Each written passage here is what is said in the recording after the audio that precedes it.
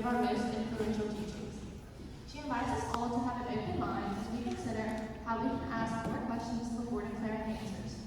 It is a happy coincidence and so fitting that today is actually International Women's Day. You'll get why that's awesome in just a moment. She is advised by Ms. Casey Duncan. Please welcome Riley.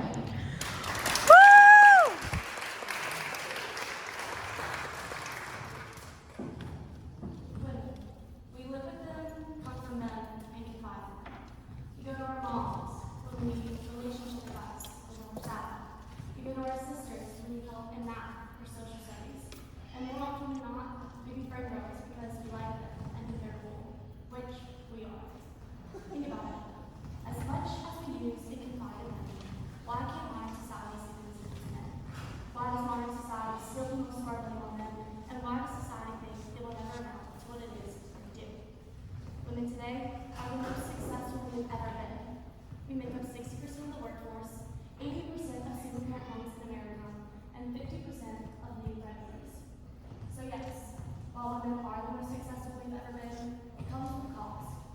The cost of being labeled as overbearing, helpless, and too emotional. These stereotypes that surround women keep society in line for their successes and keep women at a secondary status. Now, what is the secondary status? In simple terms, it's when men and women are viewed as unequal. For example, women make 80 cents to every dollar a man makes. This means that if a man were to make $100,000 in his profession by December 31st, it would take a woman an extra 3 months to make that same amount of money in that same profession. This day is known as Equal Pay Day, and it falls on March 15th, a week from today. A week from today, women will have made just as much money as the men in their profession made 3 months ago.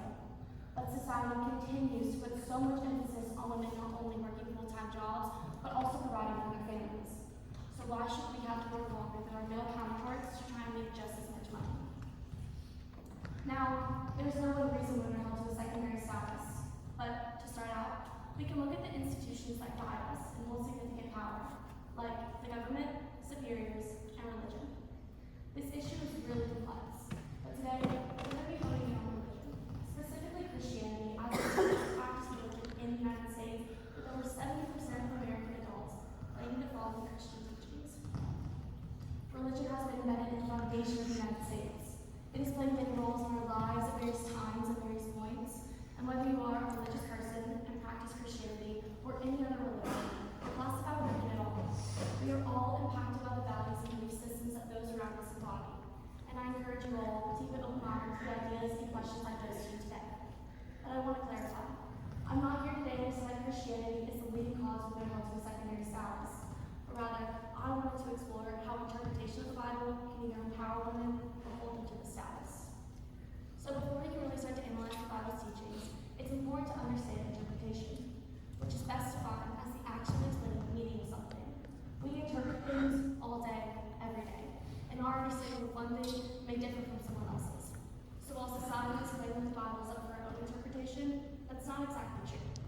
Yes, we can understand it to the best of our abilities, but there is a direct storyline, if you will, that we must follow in order to see what the Bible's true meaning is, to see what its verses are trying to tell us. So today, on International Women's Day, I invite us all to dig a little deeper, to question the narrative society has set us for so long, and to see how one's interpretation can fuel another struggle. This story starts with Adam and Eve. One I'm sure most of you know pretty well, but to jog your memory, here's a little crash course. God created Adam out of mud and dust. Adam knew he needed a partner, an equal. God created teams of elephants, cats, and dogs, and birds. And then he satisfied Adam. So one night, while he was asleep, God took one of his ribs and made Eve, Adam's equal. They lived in the Garden of Eden, which represents equality, but like all equality, inequality crept in. The serpent. The serpent who tempted both Adam and Eve has traditionally, within Christianity, been best understood to represent evil, and eating of the fruit represents the equality of Eden being broken. But some circumstances in the story in the Bible put the blame squarely on Eve, and by association, women. But they both ate the same fruit from the same tree. So why are we solely blaming the woman in this situation? Is it that we simply choose to blame women? Is that what we do? Or could our understanding of the story be misguided and cause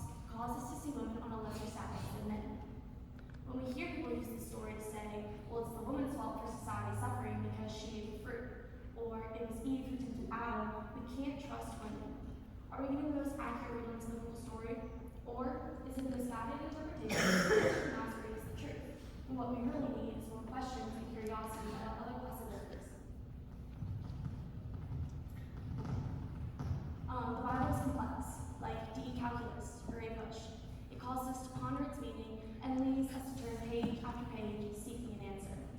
For example, in the New Testament's book, 1 Timothy, chapter 2, verses 11 through 12, he states, "A woman should learn quietness and full submission. I do not permit a woman to teach or to have authority over a man. She must be silent." At first glance, it's easy to see this verse as demoting women, saying they should just remain silent and submit to their husbands. But in order to get the most accurate read on this verse, we have to look at the context in which it was written. When first hearing it, you can come up with your own interpretation about how the Apostle Paul felt towards women. But by knowing the context, you will realize that women and men were not allowed to sit together in church during this time. They have to be separated. Women were also not taught how to read, significantly limiting their full understanding of the Bible.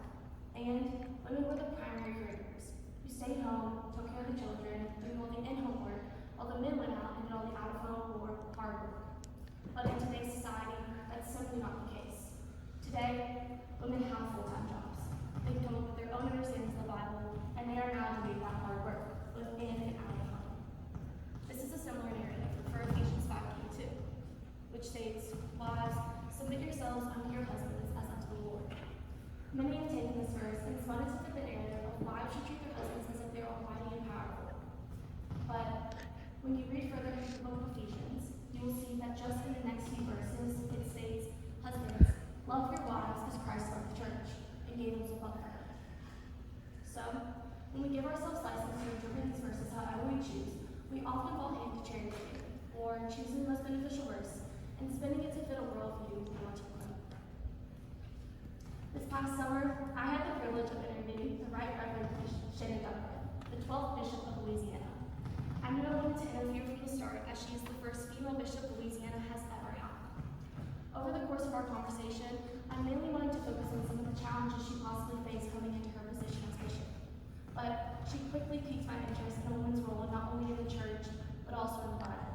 And by the conclusion of our interview, I have found myself doing a deep dive search into all the powerful women of the Bible. Like Miriam, Moses' sister, who was a prophet, who taught the word of the Lord to others. A female teaching others. And Deborah, a noble judge commanded by God to lead an army into war. A female leading an army.